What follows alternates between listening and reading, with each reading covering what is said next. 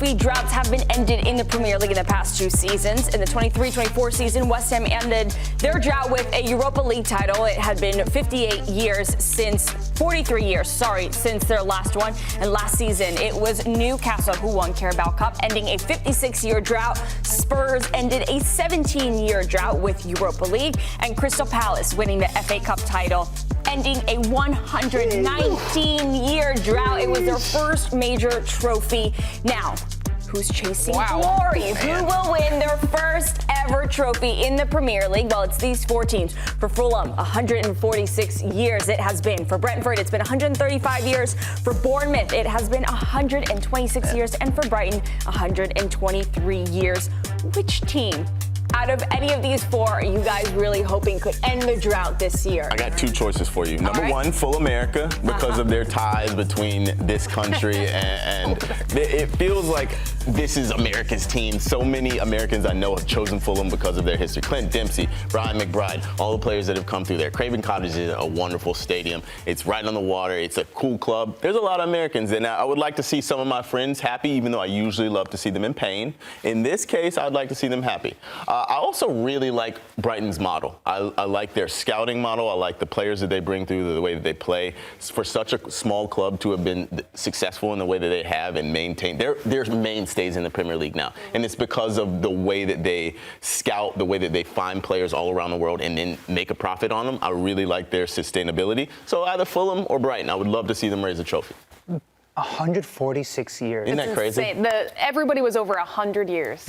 Most things on planet Earth that are alive now didn't exist 146 years ago. That's crazy. Imagine how you feel as a fan of the club. If you would have told me passed down a long time. Generational trauma from for real. down. But I mean, in trauma you find strength. In trauma you find strength. That's exactly it. It would be pretty That's epic. like a tattoo. I feel like that's like a tattoo. You translate it to Latin or something. Amid pain, you find a way to bring it together, and I think that's what I mean. You look at the Fulham fans.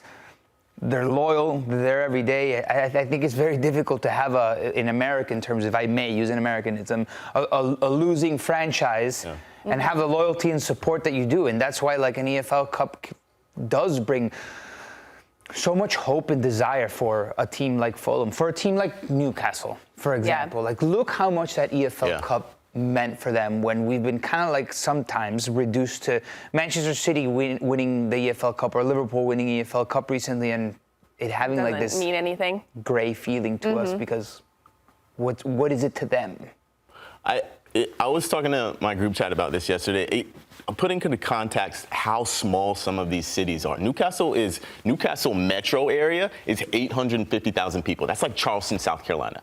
Like, imagine bringing a major trophy to Charleston, South Carolina, or somewhere in West Virginia. That's honestly what it's like, because these cities they're very, very small metro areas. It's like all family and friends, and it's been generations and generations of everyone in the same town supporting the same team and going through the same trauma and going every Sunday, every Saturday. They go to the matches.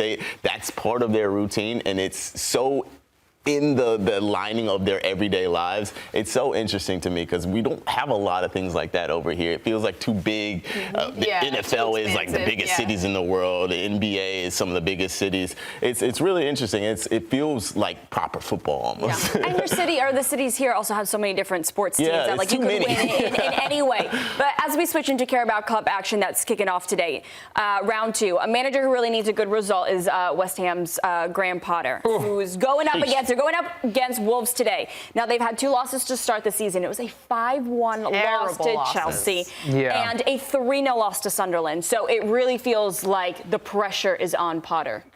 And Carabao Cup will do that, right? When you're thinking, sure, first round of Carabao Cup, how damning can it be? An elimination is an elimination. And the fans will take it as it is. It can turn the pressure up. It can heat somebody's seat.